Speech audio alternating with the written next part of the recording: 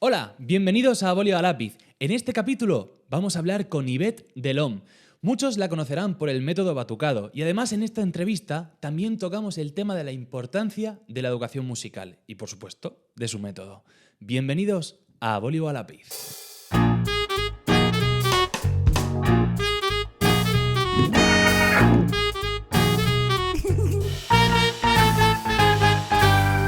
A bolio a lápiz. Ivette, ¿qué tal? ¿Cómo estás? Muy bien. Oye, muchísimas gracias por todo el esfuerzo que has hecho moviendo cielo y tierra bueno, estamos aquí en Valencia.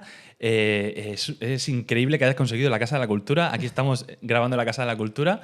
Hemos intentado grabar en millones de sitios y has tenido la predisposición para estar aquí y muchísimas gracias. No, gracias a vosotros por venir y bueno, que menos. Ojalá hubiera sido una logística mejor, pero bueno, creo que lo haremos bien. Vamos, creo que es más que suficiente.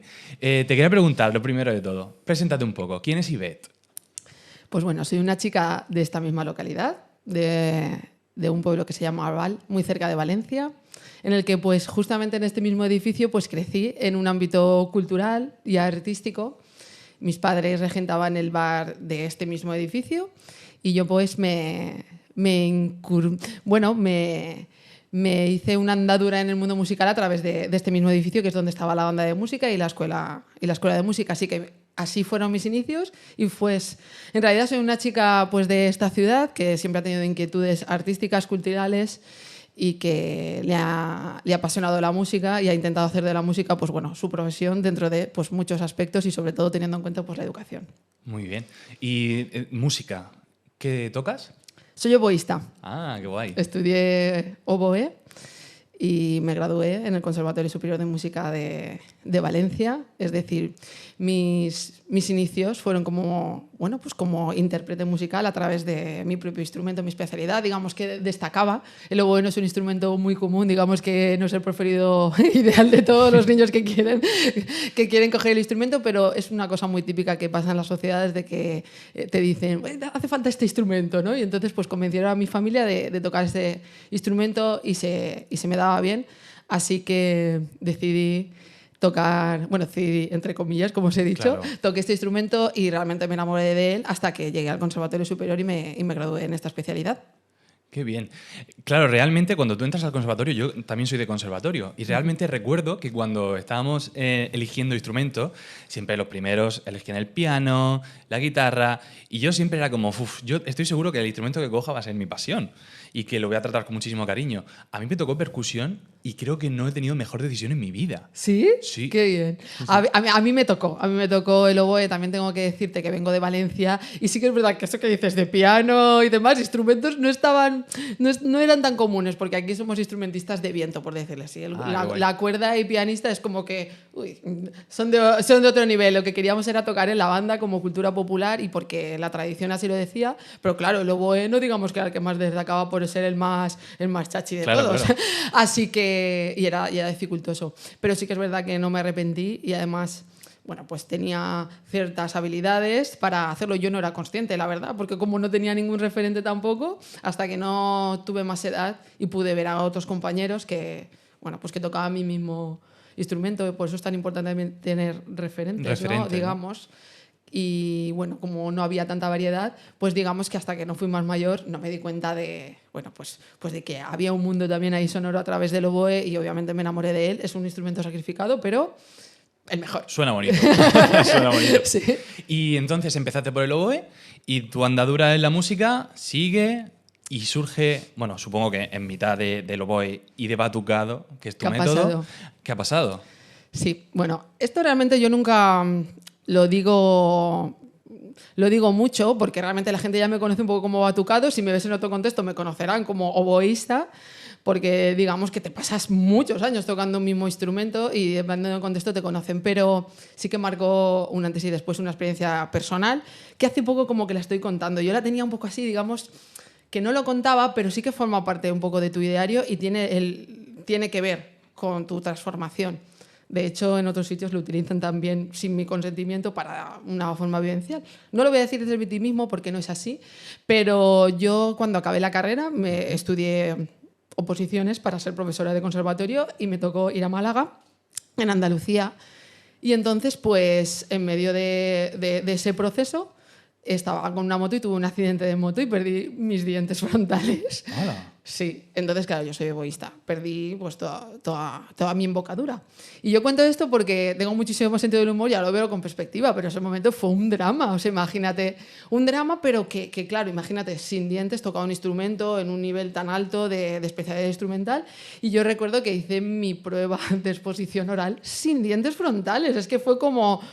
Wow. Bueno, una risa porque saqué el tema, no tenía dientes y yo me dio la risa nerviosa, le pongo sentido del humor porque claro, la gente estaba totalmente alucinada de ver una persona sin palas, ¿vale? Ahí. Pero bueno, fue anecdótico. Entonces, después de ese proceso, me pusieron unas dientes provisionales. Afortunadamente no pasó nada más, pero claro, fue todo un choque frontal, la cabeza, fue todo. Entonces, pues con esos dientes que me pusieron, hice las pruebas conforme pude y acabé ese proceso tan duro. No conseguí la plaza, pero no quedé mal. No quedé mal, digamos, dentro de todo lo que me pasó, porque era como inviable, de verdad. Súper valiente también. Hice mil peripecias, pero al final yo creo que sí, que fue como... también trabajaba en la hostelería para poder pagarme esos estudios, pero recuerdo que era como ya una fuerza interior de decir, tengo que hacer estas oposiciones como sea. Ya era un poco por amor propio. Y cuando acabé, ya me di cuenta que ya está empezando a sufrir en el camino. A sufrir mentalmente y físicamente, y que todos mis mecanismos mentales y de salud mental que tenía en ese momento, que me habían dedicado a llevar ese objetivo, yo ya ni estaba disfrutando del proceso, estaba como yendo a contrarremolque y me di cuenta que la música para mí, esa disciplina no me estaba haciendo disfrutar en ningún ámbito. No desde, o sea, el esfuerzo, sacrificio ya, pero ya era un plus. Ya era un sufrimiento, algo pasaba en mi embocadura, no podía estar al nivel. En fin, la música ya no la veía como eso. Entonces decidí marcharme, estaba en Valencia viviendo, aunque las oposiciones fueron en Andalucía, y decidí marcharme a Madrid. Marcharme, tal cual, sin nada, me fui a Madrid. O sea, hay momentos que dices, me fui a Madrid y vendí mi instrumento. Tenía 2 y vendí mi instrumento. O sea, fue como, no os podéis imaginar las cosas mentales que pasan cuando dedicas tanto tiempo a un trozo de instrumento y tantas horas ahí. Y después tienes que trabajar el desapego y empezar. Es que es como un atleta, ¿no? Y tú has sido educada en eso. Entonces, ahí empieza una nueva versión de mí. Me di cuenta que siempre había tenido muchas inquietudes, que la música me había dirigido hacia un camino de la interpretación, pero yo siempre había tenido muchas inquietudes también culturales y tenía muchos recursos, ¿no? También me acuerdo que cuando yo estudiaba, aunque no tenía que hacer la selectividad, yo la hice, tenía interés por la lectura, por la escritura, por otras cosas. O sea, no podía convalidarme con las asignaturas de música y tener esa nota, y yo no quería, que dices, vaya tela, pero no quería, tenía otras inquietudes. Entonces, cuando llegó ese momento, me saqué el máster de educación también, fui profesora de secundaria y me dediqué al mundo de la educación. Anteriormente también me había dedicado, pues solapando el mundo de la interpretación, pues dando clases de música y movimiento en este mismo espacio que estamos justamente con niños en primera infancia, y descubrí que el hecho de haber sido intérprete musical o haber estudiado música tenía más recursos de lo que pensaba, no solo en la interpretación. Aprendí a entender la música desde otro prisma, no desde el que yo estaba como un poco fija pensando, ¿no? En la interpretación, en tocar, en ejecutar, en estar en un ámbito que hay muchas cosas que reflexionar ahí, en el mundo del conservatorio y en el mundo de la música. Entonces me abrí por una experiencia de vida que surgió. Yo ahora lo cuento desde ese prisma, pero ese momento como que vas haciendo, no te das cuenta, vas sobre la marcha. Y entonces ya se me abrió la puerta, ya decidí ser profesora de secundaria, describí ese universo, di clases también en otros centros, y la mayoría de centros en los que estaba acababa como liderando los espacios y coordinando a la infancia. Y vi ahí una carencia vital. Cuando ya se me propuso la idea de dar clases de educación musical a niños muy pequeños, me di cuenta de que existía un limbo educativo en el que yo, como dentro de mi formación, ¿no?, artística y también pedagógica, decía, para mí, sobre todo me pasó en Madrid, estos niños se quedan muy cortos en algunos aspectos que para mí son primordiales en educación musical, pero en cambio, cuando tú eres intérprete, pedagógicamente se quedan también muy cortos. Entonces dije, de la misma forma que existe una asignatura en otras especialidades como es inglés, como hay una evidencia científica que te hace mantener unos objetivos, o como en primaria, ¿qué pasa en la primera infancia? Entonces decidí investigar. Investigué otros métodos educativos que no tenían que ver con la música, tenían que ver pues, con el cuerpo, también con otras áreas, Montessori. Todo esto te estoy hablando de hace, pues eso, imagínate, yo 2012, o sea, hace más de 15 años aproximadamente. Entonces empecé a explorar y yo dije, guau, es que esto está conectadísimo. Esta forma de entender la educación es la que a mí me va.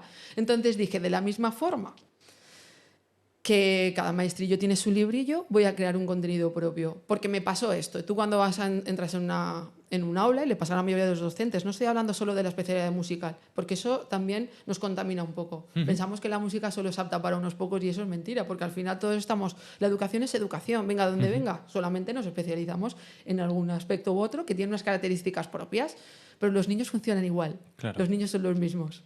Entonces, yo me di cuenta de que quería crear un contenido propio de calidad. Por ejemplo, la música infantil estaba sobreinfantilizada. Las músicas incluso pasa ahora, no son de tanta calidad. Al final no tienen una riqueza instrumental propia. Entonces, ¿qué hice? Pues crear mi propio contenido y experimentarlo. Y entonces surgió ahí Batucado de la necesidad y de querer innovar. Entonces empecé a trabajar con niños de la primera infancia y tuve esa idea, esa visión. Y cuando yo tuve esa visión, lo que quería era crear un método, una filosofía educativa propia en la que esa forma en la que yo lo veía, a través de la experiencia, los demás también pudieran hacerlo, porque yo veía claramente que funcionaba. No por mí misma, en ellos. Yo veía que habían cosas que funcionaban sí o sí. Y que muchas veces yo me vi, incluso me tuve como que volver a...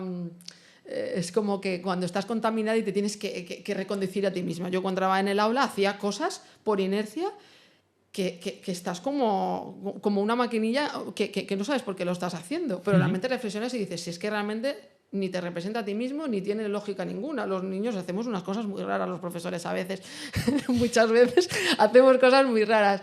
Entonces dije, bueno, me voy a poner el foco en ellos y voy a experimentar con ellos. Y cuando descubrí eso, no solo educarles desde aquí, desde yo que les voy a enseñar a ellos, no, sino ver qué pueden hacer para yo investigar y ver qué pueden hacer. Así que pues me pasé 4 años haciendo un libro cada año, lo hice en mi idioma propio, en valenciano y en castellano, y lo experimenté con ellos y me dediqué a hacer pues, una programación integral. Y luego ya fue imparable en el sentido de decir, pues ahora quiero formar a otras personas. También surgió de la necesidad que te preguntan. En países como Latinoamérica, sobre todo, fue bastante crucial ese punto de inflexión en que te demandaban eso. Y luego te das cuenta pues, que en el sentido de la infancia, desde bebé hasta primaria, ahora hay más recursos, pero antes no había. Y cuando eres profe, me he dado cuenta de que cuando tú entras a un aula y tienes que enfrentarte a un grupo de niños, cada día es diferente. Cada día es diferente en el sentido de que tienes que prepararte. La clase cada día era agotador. De decir, a ver, hago esta actividad, planteo un montón de actividades, quiero que funcione, pero dije, pero es que eso no pasa con otras asignaturas. Con otras asignaturas tú puedes hacer de todo, pero fluye. Sabes que hay una introducción, es como una historia, una introducción, un nudo, un desenlace y va acabando. Y los niños, psicológicamente y evolutivamente, funcionan igual. Pues en música, ¿por qué no? Porque solo pensamos en una única canción y hacer actividades como iguales. ¿Dónde está la diversidad? ¿Dónde está el proceso evolutivo? Y entonces, pues, al final culminó un poco en esto, un proceso de muchos años. Y digamos que en el momento que nos encontramos ahora fue también, hay muchos objetivos planteados, como es el hecho de, la parte artística, el hecho de tocar a través del método ORF o pequeña percusión, el folclore, la canción popular, el cuerpo. No existe ningún aprendizaje si no se vivencia a través del cuerpo, la educación auditiva en otros aspectos, el cantar y el trabajar de la diversidad musical. Porque hay muchas cosas que decir respecto a esto, porque cuando pensamos en la infancia, imagínate la música lo infinita que es. y al final siempre nos limitamos en 2 tipos de géneros cuando piensas en los niños. Ujú. Los infravaloramos como si fueran menos inteligentes y no abastecemos. ¿Cómo podemos pensar que unas criaturitas en un mundo tan grande culturalmente y con una herencia tan grande no estemos ligados a canciones prefabricadas infantiles o música clásica, ¿no? Que piensas, la música clásica es lo mejor. Y ojo que yo vengo de ahí, o sea, para mí es primordial. Yo vengo de tocar clásico, imagínate con el oboe, clásico, barroco, que no tenía una cultura de jazz, por decirlo así. Yo no me ponía con el oboe a tocar filigranas de jazz. No es por una cuestión personal, sino porque al final veía que era un poco lo que más utilizaba. Y dije, pero ¿cómo no podemos hacer tantas cosas? ¿Cómo no podemos explosionar? ¿Cómo no podemos utilizar rock and roll, heavy metal, con lo que sea? Pero claro, lo difícil es adaptarlo. No todo el mundo tiene a lo mejor la sensibilidad o el arrojo, el miedo. Porque a mí también me ha pasado un poco de que siempre vas con miedo. Los profesores tenemos mucho miedo, siempre. Bueno, al que dirán, es algo positivo, así está bien, así está mal. Es un poco como la paternidad, ¿no? Que siempre estás como juzgándote, decir esto estará bien, estará mal, pero también es un efecto social, porque tú realmente estás con un niño y tu intuición ya... Hay una cosa muy intuitiva que sabes muy bien lo que pueden apreciar porque ellos te lo demandan. Ellos escuchan las cosas y no se juzgan lo que pasa. Obviamente tenemos que acompañarles porque hay cosas que tenemos que protegerle. Y todo el mundo sabe lo que es, pero para mí no, con la música he podido hacer cualquier cosa en el sentido de en la educación. He podido explorar y no hay límites. Y de hecho sigo creando y sigo queriendo explorar más universos, como el hecho de crear un espectáculo propio también a través de la educación. La educación está en todas partes, no solo en las aulas. Y creo fundamentalmente que la música, no solo para estudiar música, que eso es importante. Claro. Yo soy especialista de música, pero no solo particularmente para que aprendan música, porque eso ya lo hacen en otros sitios, como me ha pasado a mí. Hay otras cosas. Sino que la música lo que hace es conectarte de forma transversal a la educación a gran escala. Y claro, como especialista, a mí me interesa barrer para casa y explicarle algunos conceptos que a mí me interesan porque creo que son importantes. Claro. Pero puedes aprender cualquier cosa desde un sentido musical. Y dentro de lo social también, que es importante. Están con más niños, haciendo... Bueno. Claro. Sí, bueno, es que cuando te pones ya a investigar y a saber, se te abren los mundos, como tú dices, claro que social. La música está hecha para la sociedad. La música es una disciplina humana y no hay nada más humanos que compartirla con otros. Y si tú tienes a unas personitas ahí en una infancia que van a formar parte pues del mundo y de unas características, tienes que trabajar en eso, en el desarrollo, de una forma sana. Pero es que no hay nada más natural y más humanístico que trabajarlo desde la música, porque desde que nacemos somos seres musicales. Esto siempre lo digo y son frases que utiliza la gente también en las oposiciones, que pues mira, he tenido esa suerte de que pues gente que está estudiando o presenta sus oposiciones o presentan mi método como referencia. A veces también dicen mis frases que me salen así como sentencias, pero digo, es que es de verdad. No lo digo de una forma como una persona, como un gurú espiritual que te está diciendo esto, y digo, es que son sentencias reales. Es decir, hay historias realmente que si nos paramos a observar, vienen marcadas por un lenguaje musical. Desde que nacemos hemos hecho música de forma primitiva. Todos tenemos la capacidad de hacer música innata. Claro. Y es que es muy fuerte. O sea, otras no tenemos. Digo, pero si tú naces con esa capacidad, ¿cómo no la vas a ejercer? ¿No? ¿Cómo no vas a estimular eso? O niños con desarrollos cognitivos menores, etcétera, o personas con Alzheimer. Es que se ve, es una cosa evidencial que está ahí. Entonces, cuando me enamoré de la infancia, porque yo venía de secundaria, que también fue una etapa brutal, que hice una revista y salió un libro también literario que se llama Los Semifusos, que es informativo y demás. Es decir, todo va conectado. Al final la música es el canal y tú lo adaptas y tiene un montón de posibilidades. Pero las personas seguimos siendo las mismas. Necesitamos, al final, aunque pensamos que somos complejos, no somos tan complejos. Y la infancia yo creo que en sí misma no es tan compleja. Tiene las mismas necesidades que otros. Mira, fíjate, en lo social que has dicho antes, cuando hablamos de que la música es muy social y que estamos hechos para hacer música juntos y demás, me parece increíble cómo la música que tú propones es adaptable, es decir, es música actual, es música que todo el mundo está escuchando. Es que me parece muy interesante hablar de lo de infantilizar cuando ellos son también personas dentro, no son menos inteligentes, no Claro, son... son seres inteligentes, claro. Exacto, o sea, pero adaptar la música actual con un método que sea un poquito más atractivo, que se muevan, donde haya movimiento, como has dicho, donde se cante, donde se... Es muy interesante lo de la música actual, quería Sí. decir, ¿no? Sí, a ver, es que primero, es que es lo que te digo, que a veces nos lo ponemos más complicado. ¿Cómo no voy a pensar que la música de un contexto actual no me puede servir para algo concreto en el momento actual? Es Claro. que es una cosa antinatural.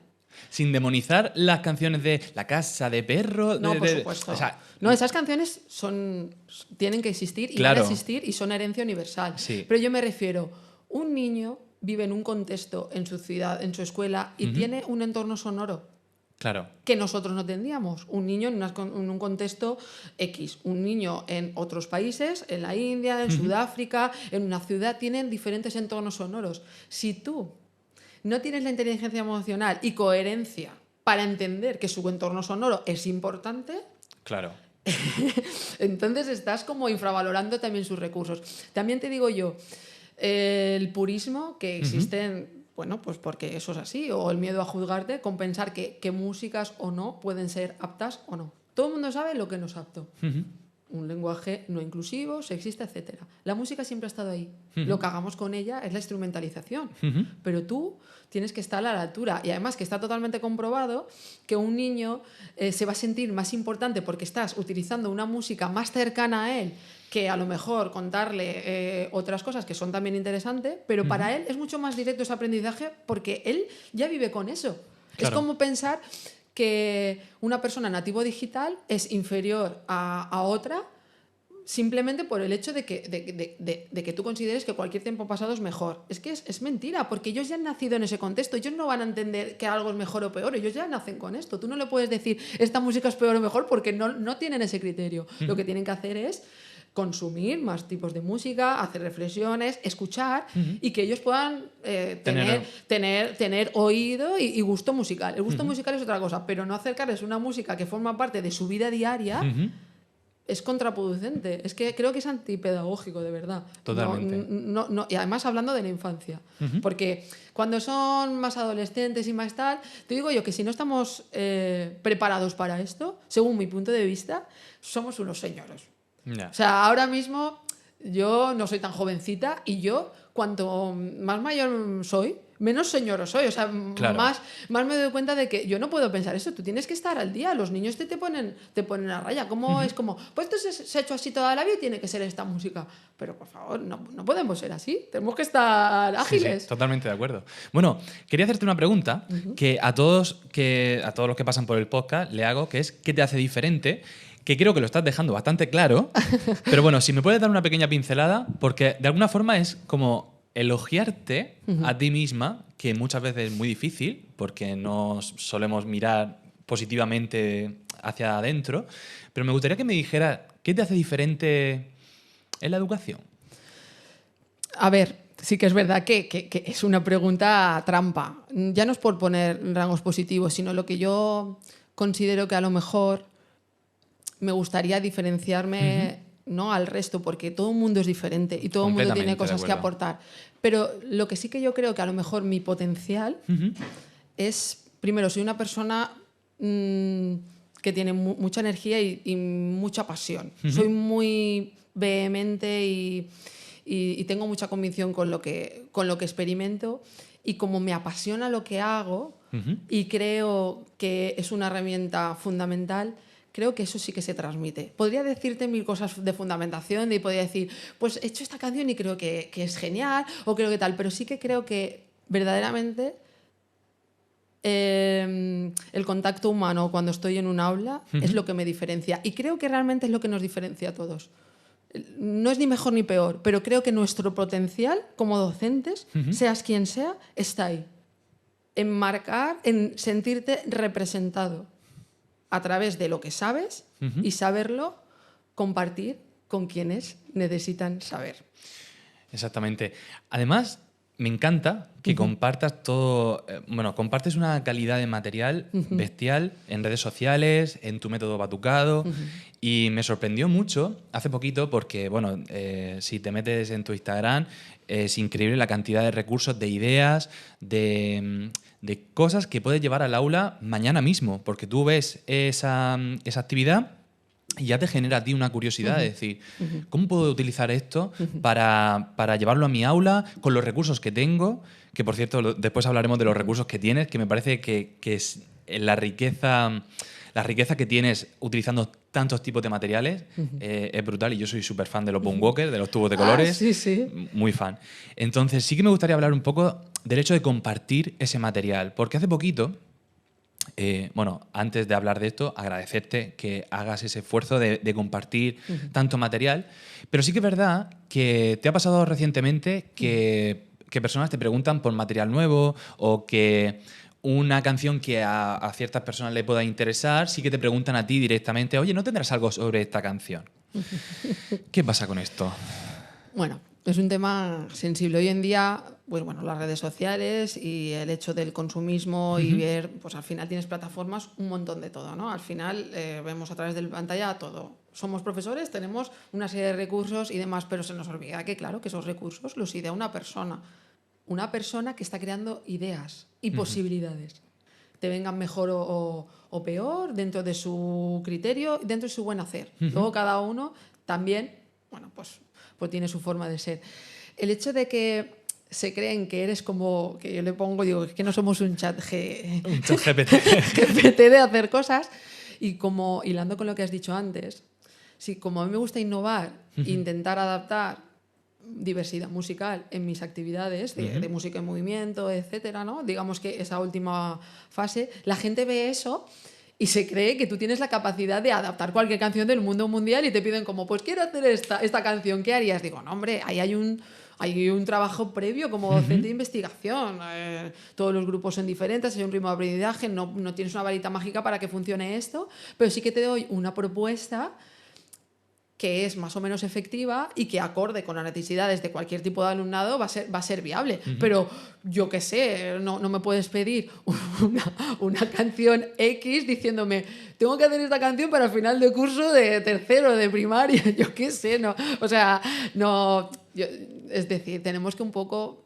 dejar como una de... propuesta de ChatGPT, ¿no? Sí, Propon es muy impersonal, es como muy impersonal. Al final tenemos que tener un poco de calma. Tú imitas también, porque yo me he visto también inmersa en esto, no me voy a poner a leccionar ni ser moralista, claro. Porque tú caes en esa red porque es que es imparable. Pero calma y cuando tú al final piensas que estás en una sala de profesores y estás compartiendo con tu compañero o compañera, y ya está, y de ahí nútrete, adapta las cosas que te vengan bien, te pueden funcionar o no. También te digo yo que por mi experiencia ya me he dado cuenta que hay cosas, y es lo que te decía, que hay cosas que siempre van a funcionar.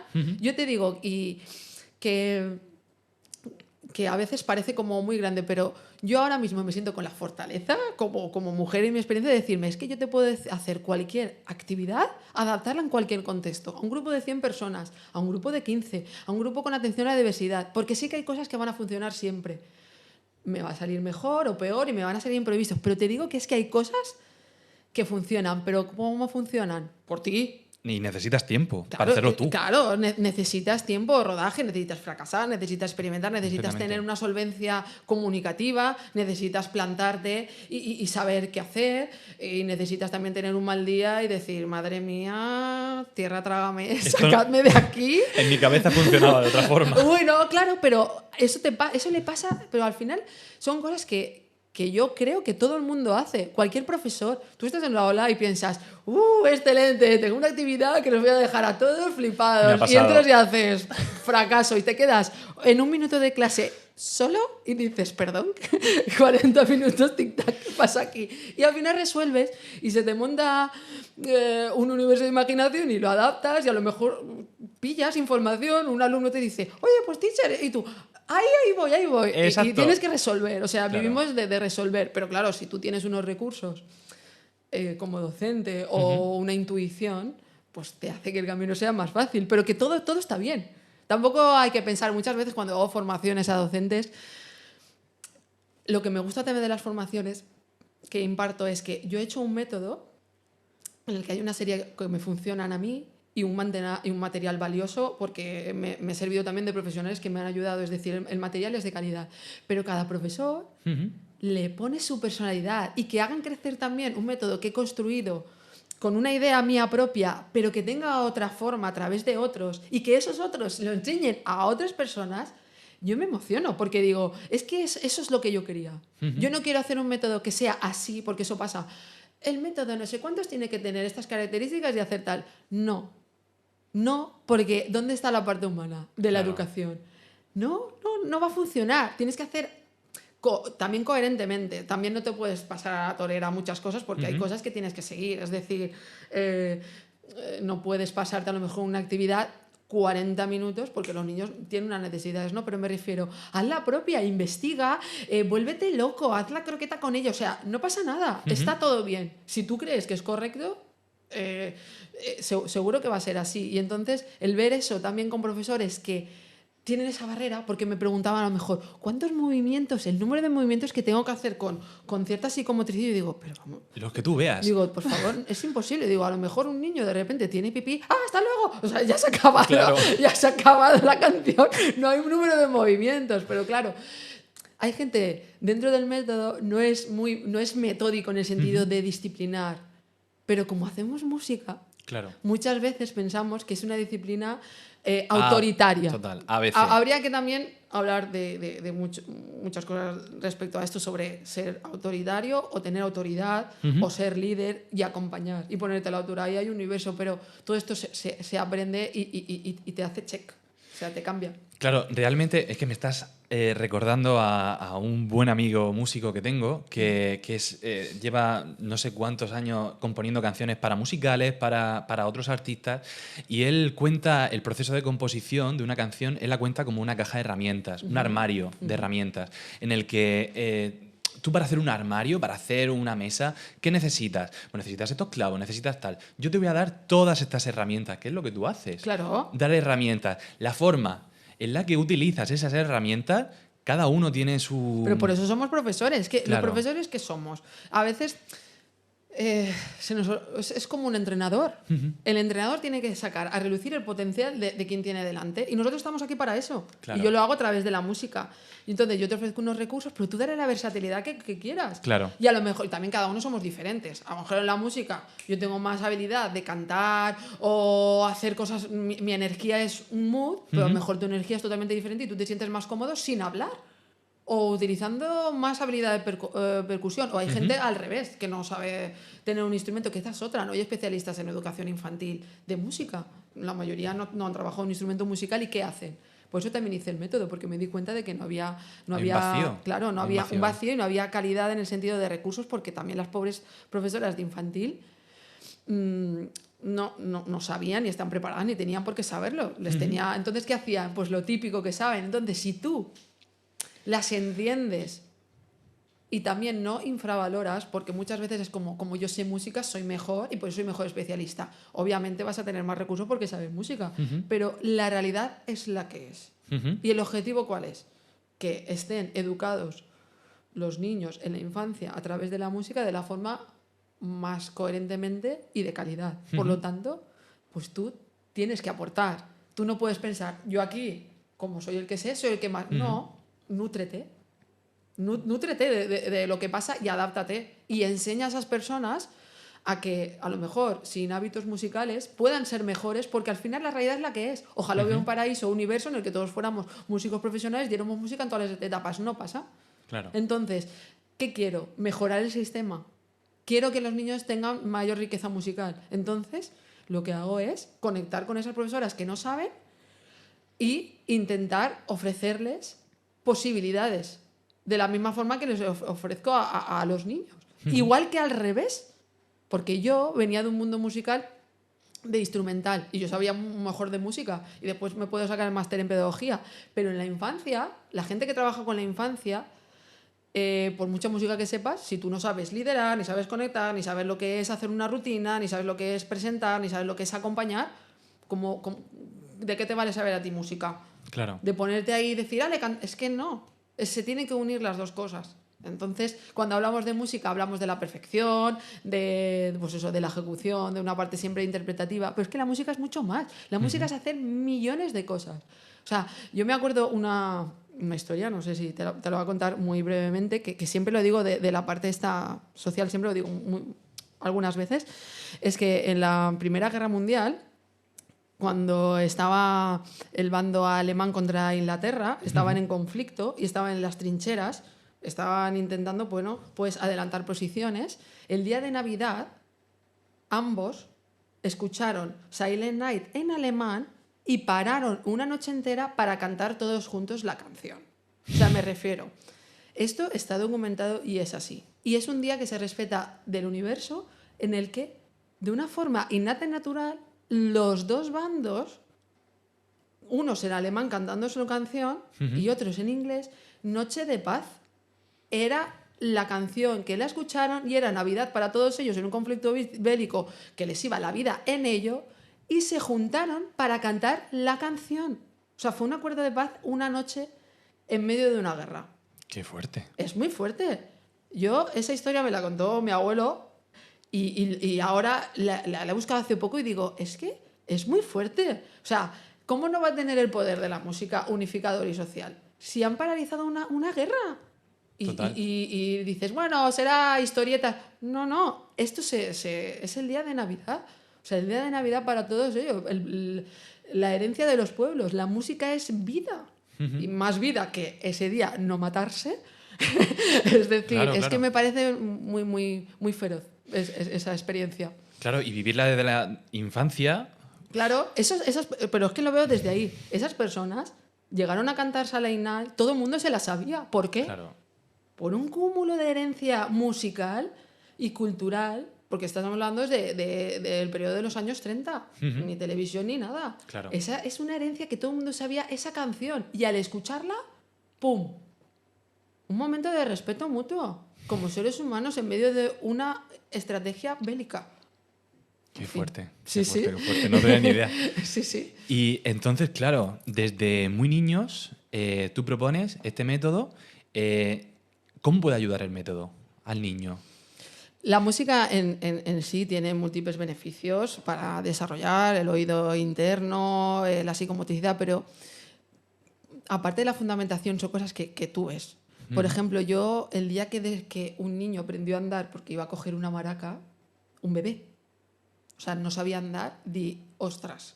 La madre obviamente tenía unos lagrimones porque yo no sabía la importancia, porque digo, a lo mejor el niño sabe caminar, pero es decir, la contribución que hace, no la música, porque estamos hablando de la música como movimiento artístico, ayuda muchísimo, pero el hecho de formar parte de la educación musical, que es distinto. Ajá. Educar a los niños en la educación musical, en el hecho de interiorizar, el tener psicomotricidad. Cuando un niño tiene una pulsación interna clara, va a poder andar con mayor facilidad, va a sentirse más autónomo, va a poder hacer música de forma conjunta y va a sentirse más protegido. Niños con problemas del habla o, por ejemplo, con tartamudez, desarrollan antes el lenguaje del canto que el del habla, porque así está construido nuestro cerebro. Y el hecho de cantar conjuntamente, pero tartamudear, es decir, esto pasa a muchos artistas, ¿no? Pero, por ejemplo, en la infancia, esa fuerza, el sentirse iguales ante los otros, el intentar, obviamente, los valores del esfuerzo, intentar música de forma instrumental o específica, eso ayuda muchísimo. Pero el hecho de compartir un mismo espacio y además implicar a las familias, porque cuando trabajamos con las infancias eso es muy importante también. Nosotros somos educadores, los tenemos a ellos, pero la comunidad educativa es mucho más grande. Y las familias, cuando trabajas con la infancia, eso es fundamental. Eso es un tema muy delicado, porque hay de todo. Es como muchas veces pensamos que estamos en guerra, ¿no? También hablando como antes, pero al final nosotros tenemos el mismo objetivo, que es acompañarles sin juzgarles y sin egos, a ver quién puede más, ¿no? Entonces, dentro de ese conjunto, la música, pues digamos que abre caminos para ello. Pero hay que educarse también. Es decir, hay mucho tipo de personas, pero es muy enriquecedor. Poder también ver cómo las familias se pueden implicar en ese proceso, y eso va a contribuir al desarrollo del niño pero para toda su vida. O sea, hay una carga de memoria cerebral, y cuando hablamos de una educación, en la música, en la música no, en la educación musical, la música, cuando la haces de forma activa, a través de forma vivencial del cuerpo, de la exploración, de a través de otros estímulos, acompañándole en un contexto de afecto también, de socialización, que es decir, no hay nada más valioso que eso. O sea, es decir, es hacer fuerte al individuo, no de una forma mística y bueno, digamos que por ir, para nada. Es hacerles fuertes de verdad. Qué bueno, qué chulo. Sí, sí. Y que tengas ese enfoque también de querer mejorar la situación actual de la educación y de los niños de primera infancia. Y es que además, es que lo veo una época tan importante, tan de esponja. Sí. Qué brutal. Sí, nosotros hacemos lo que ponemos, le damos herramientas, pero dentro de lo que dices, y ahora reflexiono también a mí misma, yo en esto soy muy implacable. Como docente, cuando ves un niño, me refiero en rasgos de vulnerabilidad y que dices, está desprotegido, el hecho de la música y de las herramientas, es que creo firmemente en eso, porque a mí me pasó. A mí en muchos aspectos de mi vida, la música me ha salvado. Por circunstancias familiares, y esa fortaleza, lo que te digo, hacer fuertes, es que es verdad. Es que es como a lo mejor cuando buscas una salida con el deporte, con niños con problemas realmente emocionales, la música, encontrar eso, es que te salva. Te salva el no sentirte comprendido, y tú tienes un lugar donde hacerlo. Y si no tienes un lugar, es como la lectura. Tienes un mundo para ser quien quieras ser. Entonces, cuando a mí me dicen de la música, decir, no utilizo música, digo, pero vamos a ver, ¿cómo que no? Si yo quiero expresarme, quiero ser todo lo que quiera ser, ¿por qué no puedo ser Madonna y a la vez fusionarlo con una canción clásica? ¿Cómo que no? O sea, por ejemplo, puedes hacer lo que quieras. Hice un villancico a lo Lady Gaga. Era como, me encanta, o sea, estaban todos ahí, digo, vamos a hacer fum, fum, fum. Es decir, la música te da eso. Todo lo que no puedas decir en la vida lo puedes hacer con música. Porque se va a entender. Eso lo hacían, bueno, las personas africanas con el gospel, lo han hecho toda su vida. Todo lo que no podían hacer se expresaban. Pues ¿cómo no lo va a hacer la infancia? ¿Cómo no vamos a dar eso? Tenemos que estar ahí. Claro. Qué chulo. De verdad que me está encantando, me están entrando unas ganas de hacer la formación increíble. Para la gente que también que escuche este podcast, es batucado, es una metodología musical de estimulación ahí con los niños de primera infancia. La formación tiene créditos, que es lo que vi por la web. Sí. Ya te digo, ahora estoy como muy sentimental hablando de esto desde este prisma, porque ya he visto todo el camino recorrido, pero obviamente esto no surge de la nada. Hombre, por supuesto. De la nada me refiero a que se necesita un trabajo constante y de investigación, y mi máxima aspiración era poner la educación musical en un sitio donde pudiera ser realmente...